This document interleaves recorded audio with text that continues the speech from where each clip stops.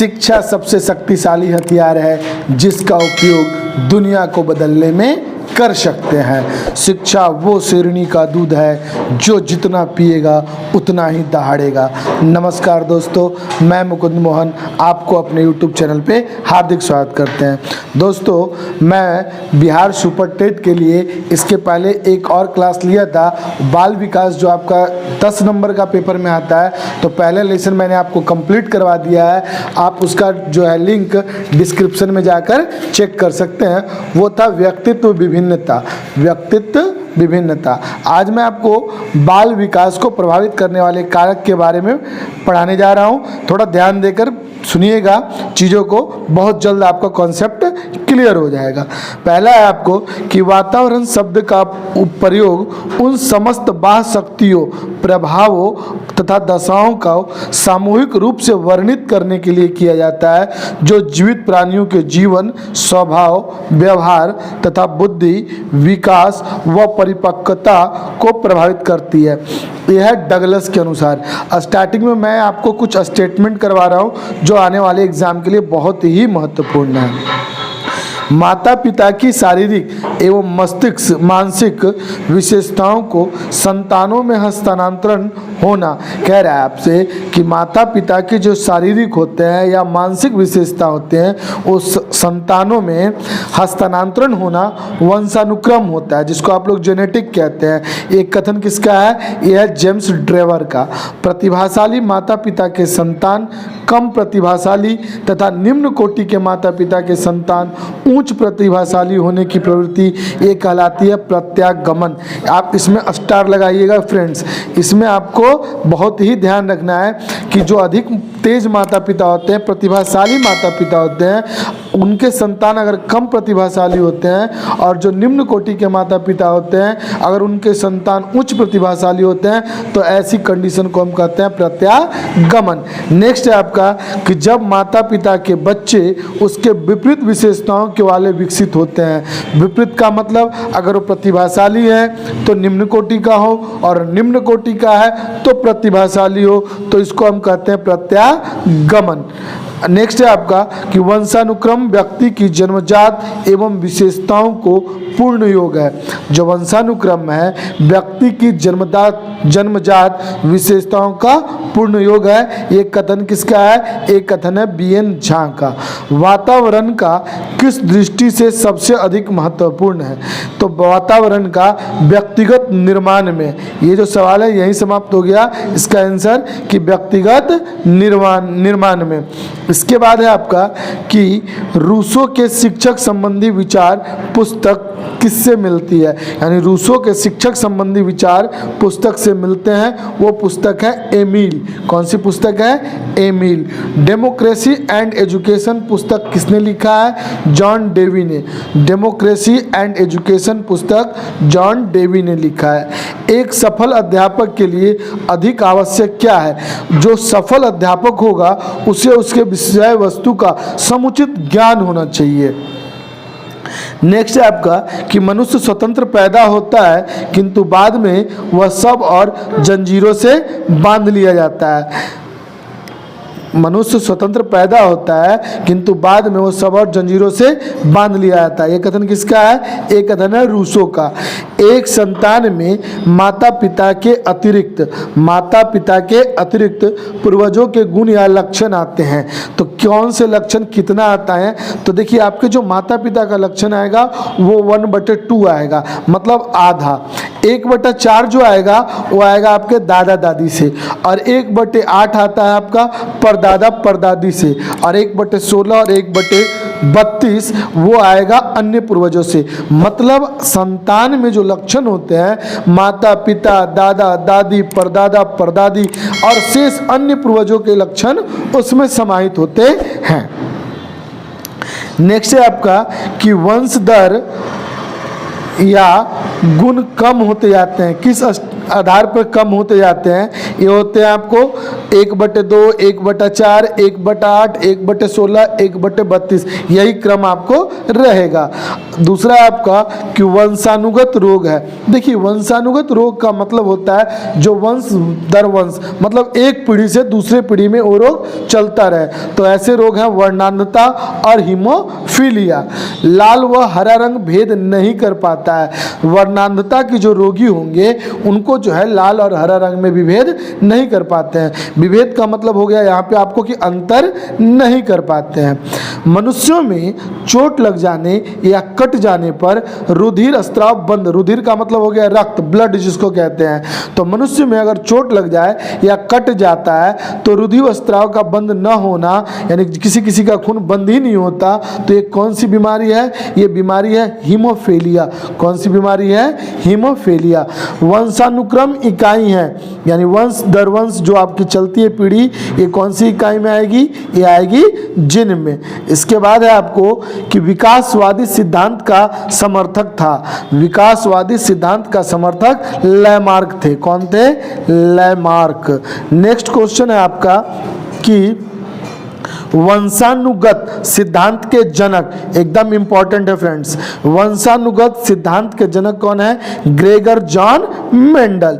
Gregor John Mendel ने आनुवंशिकी का सिद्धांत किस पौधे पर खोज की? तो किए थे मटर पे।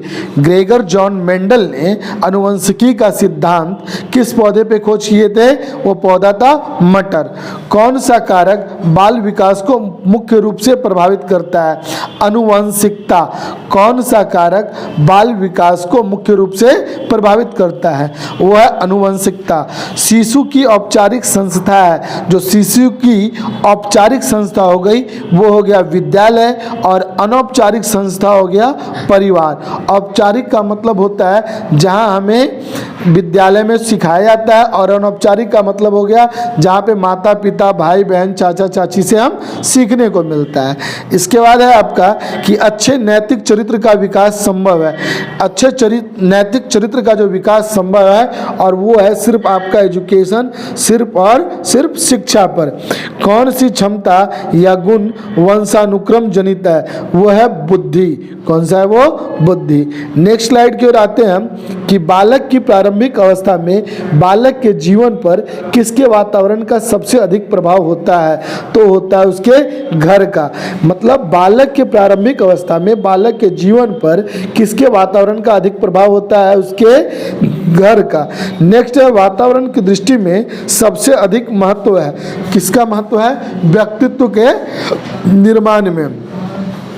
इसके बाद है आपका कि भाषा विकास पर सर्वाधिक प्रभाव पड़ता है। भाषा के विकास पर सर्वाधिक प्रभाव किसका पड़ता है? घर का। वर्णांध रोगी किस रोगी में अंतर नहीं कर पाता है? लाल और हरे रंग में। किस में अंतर नहीं कर पाता है? लाल और हरे रंग में। नेक्स्ट है आपका कि पाइसम सैटाइवम। पाइसम सैटाइवम वैज्ञानिक नाम है, किसका नाम है भाई? उद्यान मटर का। किसका नाम है ये? उद्यान मटर का। नेक्स्ट है वंशानुगत गुण क्या है? जन्मजात है। वंशानुगत जो गुण होती है, जो वंश दर वंश मिलती है आपको, वो जन्मजात होती है, ये अर्जित किया हुआ नहीं होता है। संतान को पिता से जिन प्राप्त होते हैं, ये होते हैं 50%। नेक्स्ट है आपका कि वर्णांध व्यक्ति लाल और हरे रंग में भेद नहीं कर सकता, इसे कौन सा दोष कहा जाता है? तो अभी आपने सीखा ये जो बीमारी है ये वर्णांधता के कारण लोग लाल और हरे रंग में विभेद नहीं कर पाते हैं। और जो ये दोष है वो दोष किसके कारण है? तो ये प्रोटीन दोष के कारण है। नेक्स्ट है आपका कि वर्णांध व्यक्ति नहीं बन सकता। क्या नहीं बन सकता? आर्टिस्ट नहीं बन सकता, कलाकार नहीं बन सकता, क्योंकि इसको कलर का अंतर नहीं पता होगा। व्यवहार के रचना तंत्र का निर्माण होता है, तो ये होता है सर वंशानुक्रम में। किसमें होता है? वंशानुक्रम में। वंशानुगत सिद्धांत का बीज रूप प्राप्त होता है। एक कथन जो है, स्टेटमेंट है, ये अरस्तु का कहना है। किसके कथन है? अरस्तु महोदय का। मेंडल का वंशानुगत सिद्धांत प्रकाशित हुई थी 1866 में। कब हुई थी? 1866 में। वंश परंपरा के मुख्य वाहक हैं, यह है पितृक। क्या है? है। वंश परंपरा के मुख्य वाहक कौन सा है? पितृक। रुचियों, मूल प्रवृत्तियों एवं स्वाभाविक आवेगों का स्वस्थ विकास हो सकता है एक अक्षय वातावरण में, जिसको हम कह सकते हैं स्वच्छ वातावरण। मेंडल के नियम के प्रतिपादक हैं, मेंडल के नियम के प्रतिपादक हैं यह ग्रेगर जॉन मेंडल। भ्रूण में कितने क्रोमोसोम होते हैं? ये होते हैं 46। नेक्स्ट स्लाइड की ओर आते हैं हम। कह रहा है कि आंखों व त्वचा का रंग होता है, आंखों व त्वचा का रंग होता है किसके कारण होता है भाई? फोनोटाइप। कौन सा टाइप है? फ्रोनोटाइप। नर क्रोमोसोम क्या होगा? नर क्रोमोसोम याद रखिएगा हमेशा, ये आपको XY होगा और जो मादा क्रोमोसोम होगा वो हमेशा XX होगा, मतलब X और X। वंशानुगत का निर्धारण होता है जीन्स के द्वारा होता है। वंशानुगत का निर्धारण कैसे होता है? तो जीन्स के द्वारा होता है। निषेचित अंडा क्या कहलाता है? ये निषेचित अंडा जो होता है उसे हम भ्रूण कहते हैं। क्या कहते हैं उसे? भ्रूण। जन्म से पूर्व काल में कितनी अवस्थाएं होती है? तो जन्म लेने से पूर्व काल में 3 अवस्थाएं होती है। कितनी अवस्था होती है? 3 अवस्थाएं। सबसे छोटी कोशिका कौन सी है? तो सबसे छोटी कोशिका है शुक्राणु। सबसे बड़ी कोशिका को कौन सी होती है? ये होता है ओवम या अंडा। सबसे बड़ी कोशिका कौन सी होती है? ओवम। नेक्स्ट है कि भ्रूण काल होता है, जो भ्रूण काल होता है वो कब से कब होता है? वो होता है आपको 2 से 8 सप्ताह के, 2 से 8 सप्ताह के। नेक्स्ट स्लाइड की ओर आते हैं हम। अगर जो टॉपिक आपको समझ में ना आए आप आराम से कमेंट करके हमसे पूछ सकते हैं, हम उसे बढ़िया से डिफाइन करेंगे। लड़का या लड़की होना निर्धारित होता है, लड़का या लड़की का होना निर्धारित करता है नर शुक्राणु के द्वारा। किसके द्वारा किया जाता है? नर शुक्राणु के द्वारा। वंशक्रम सिद्धांत के प्रतिपादक हैं मेंडल। ये बहुत इंपॉर्टेंट है सर। वंशक जो आपका दिया हुआ है कि वंशक्रम सिद्धांत के प्रतिपादक कौन है? यह है मेंडल। नेक्स्ट है वंशक्रम संबंधी नियम है। इसमें है आपका समानता का नियम, विभिन्नता का नियम, प्रत्यागमन का नियम। देखिए समानता का मतलब क्या हो गया? एक समान।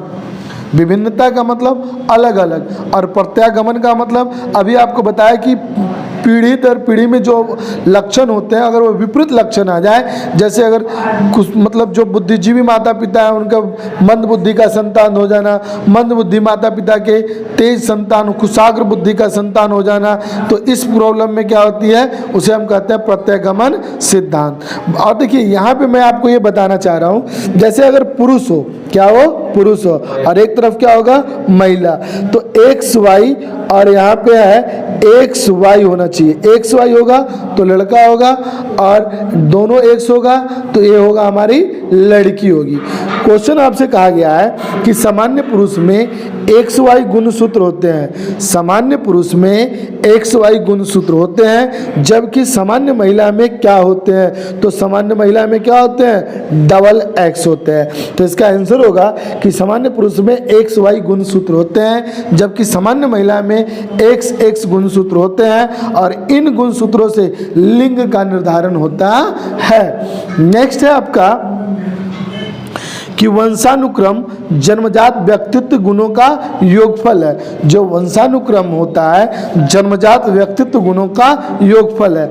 आनुवंशिकता का विकास शारीरिक एवं मानसिक गुणों के संचरण से होता है, जो माता पिता से बच्चों में जीन्स के माध्यम से प्रवेश करता है। इसी के द्वारा वंशानुक्रम का निर्धारण भी होता है। इसीलिए कहा जाता है कि वंशानुक्रम जन्मजात व्यक्तित्व गुणों का योगफल है। बीएन झा ने कहा कि वंशानुक्रम व्यक्ति की जन्मजात विशेषताओं का पूर्ण योग है। जो पीढ़ी दर पीढ़ी वंशानुक्रम होता है वो क्या होता है? कि व्यक्ति की जन्मजात विशेषताओं का पूर्ण योग होता है। नेक्स्ट क्वेश्चन है आपका कि आंखों के रंग के कौन सा कारक प्रभावित करता है? तो आंखों के रंग को आनुवंशिक कारण प्रभावित करते हैं। शिक्षण की प्रक्रिया का केंद्र बिंदु है। तो देखिए हमेशा याद रखिएगा कि शिक्षण का जो प्रक्रिया होता है वो क्या होता है? वो हमेशा छात्र ही होगा। मनुष्य की अंतर्निहित पूर्णता के अभिव्यक्त करना शिक्षा है, ये कहना है स्वामी विवेकानंद का, कि मनुष्य में अंतर्निहित पूर्णता को अभिव्यक्त करना शिक्षा है, स्वामी विवेकानंद का। नेक्स्ट है आपका कि शिक्षा का अर्थ उन सर्वमान्य विचारों को विकसित करना है जो मनुष्य के मस्तिष्क में विलुप्त होती है।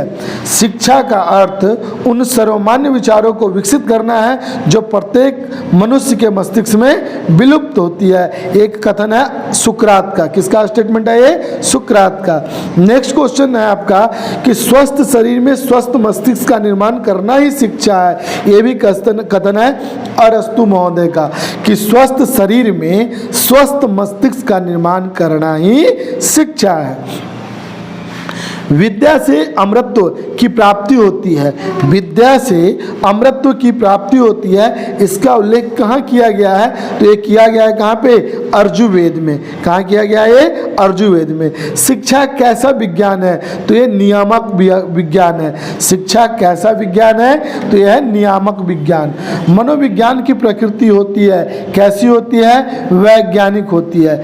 किसके अनुसार मनोवैज्ञानिक चेतना का विज्ञान है? ये जेम्स महोदय के हिसाब से मनोविज्ञान चेतना का विज्ञान है। मनोविश्लेषण के प्रतिपादक है सिगमंड फ्रायड। मनोविश्लेषण के प्रतिपादक हैं सिगमंड फ्रायड। शिक्षा मनोविज्ञान की परिधि जैसे शिक्षा के 3 स्तंभ होते हैं, शिक्षक, शिक्षार्थी व पाठ्यक्रम, उसी प्रकार शिक्षा मनोविज्ञान के 3 क्षेत्र हैं, अधिगम कर्ता, अधिगम और अधिगम दशाएं। अधिगम कर्ता, अधिगम और अधिगम दशाएं। नेक्स्ट है आपका कि मनोविज्ञान की सबसे अधिक प्रयोग की जाने वाली जो विधि है जिसको ऑब्जर्वेशन मेथड यानी निरीक्षण विधि कहते हैं। शिक्षा मनोविज्ञान का अध्ययन अध्यापक को इसलिए करना चाहिए ताकि इसकी सहायता से शिक्षण को अधिक प्रभावशाली बना सके। शिक्षा मनोविज्ञान का अध्ययन अध्यापक को इसलिए करना होता है ताकि इसकी सहायता से वो अपने टीचिंग मेथड को अधिक से अधिक प्रभावशाली बना सके। शिक्षा मनोविज्ञान में अध्ययन किया जाता है मानव व्यवहार में शैक्षणिक परिस्थितियों के जो शिक्षा मनोविज्ञान में अध्ययन किया जाता है, क्या अध्ययन किया जाता है? मानव व्यवहार की शैक्षणिक परिस्थितियों को। शिक्षा को मनोवैज्ञानिक आधार के आवश्यकता क्यों है? इसका जवाब है आपको कि बालकों के आंतरिक व बाह्य गुणों पता लगाने और शैक्षणिक समस्याओं की समाधान हेतु यानी बालकों की आंतरिक एवं बाह्य गुणों को पता लगाने, शैक्षिक समस्याओं की समाधान हेतु शिक्षा की दृष्टि से बालक के लिए महत्वपूर्ण आवश्यकताएं हैं। यह है आपको बालकों के साथ मनोवैज्ञानिक व्यवहार। शिक्षा की दृष्टि से बालक की महत्वपूर्ण आवश्यकता क्या है? तो बालकों के साथ मनोवैज्ञानिक व्यवहार। नेक्स्ट है आपका कि शिक्षा मनोविज्ञान शिक्षण विधियों के चयन में शिक्षक की सहायता करता है, यह स्किनर महोदय का कहना है। मनोविज्ञान का वास्तविक अर्थ है व्यवहार का विज्ञान। मनोविज्ञान एक विधायक विज्ञान है। नेक्स्ट है आपका कि निरीक्षण विधि में किया जाता है। तो निरीक्षण विधि में क्या किया जाता है? दूसरों का अध्ययन। जो ऑब्जर्वेशन मेथड है इसमें हम दूसरों का अध्ययन करते हैं। मनोविज्ञान की उचित विषय वस्तु है, ये क्या है? व्यवहार। पद्धति शब्द का अर्थ है, जो पद्धति है जिसे सिस्टम कहते हैं, पद्धति का तात्पर्य उस मार्ग से है जिस पर चलकर सत्य की खोज की जाती है। मनोविज्ञान शिक्षा का आधारभूत विज्ञान है, अर्थात ये जो कथन है कि मनोविज्ञान शिक्षा का आधारभूत विज्ञान है, ये कहना है स्किनर का। किसका कहना है? ये स्किनर का।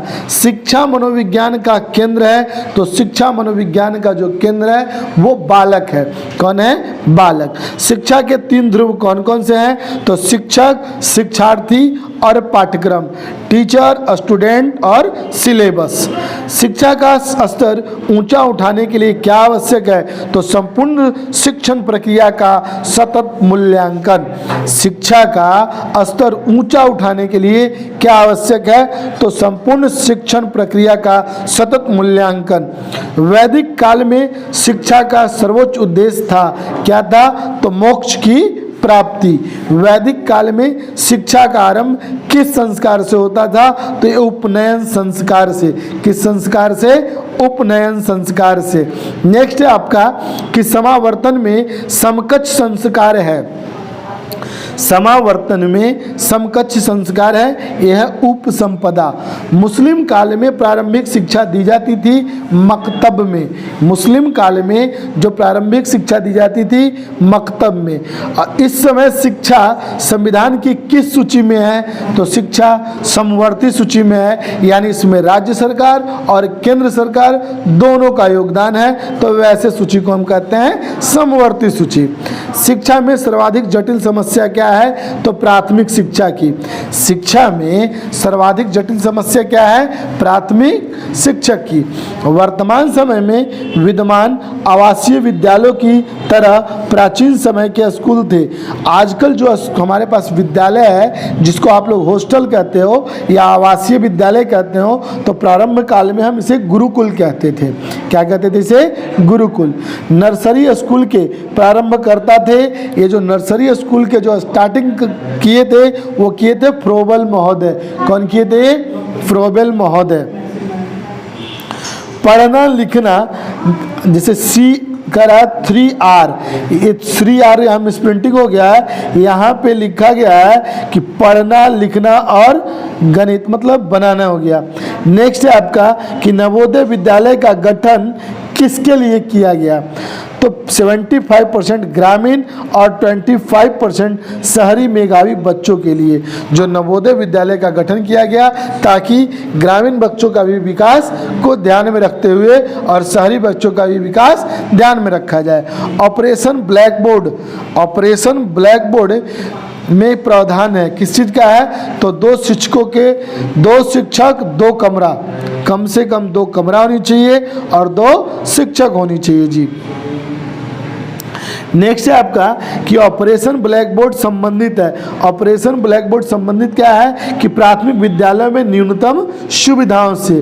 डाइट, जिसको DIET का गठन किसके लिए किया गया? तो डाइट का गठन किया गया था प्राइमरी टीचर्स यानी प्राथमिक शिक्षकों के लिए। बच्चों का सही मूल्यांकन होता है मासिक परीक्षा में। मूल्यांकन का सर्वोत्तम रूप है सतत एवं व्यापक मूल्यांकन। सतत एवं व्यापक मूल्यांकन। प्रश्न पत्र का सही रूप है पहले आसान और बाद में थोड़ा धीरे धीरे करके उसको आसान को मुश्किल करना। करा एक अच्छे मूल्यांकन के 3 महत्वपूर्ण गुण बताइए।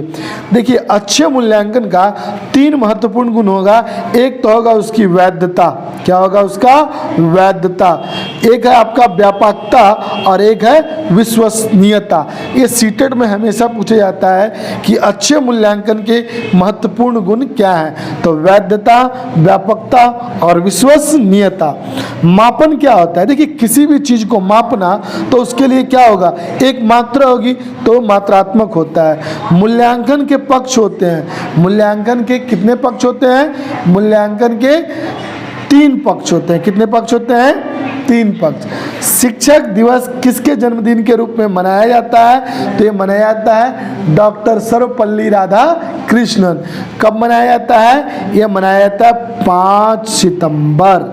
नेक्स्ट है आपका, देखिए आज हमने ये अभी चैप्टर हमारा पूरा नहीं हुआ है, इसमें आपको कम से कम 3 से 4 वीडियो मिलेंगे बाल विकास को प्रभावित करने वाले कारक में, क्योंकि ये काफ़ी महत्वपूर्ण टॉपिक है। तो हम आपसे यही कहेंगे कि अगर हमारे द्वारा आपको किया गया प्रयास अच्छा लग रहा हो तो आप इस चैनल को सब्सक्राइब करके बेल आइकन दबाएं ताकि आपको अपडेट मिल सके। आज के लिए बस इतना ही। नमस्कार।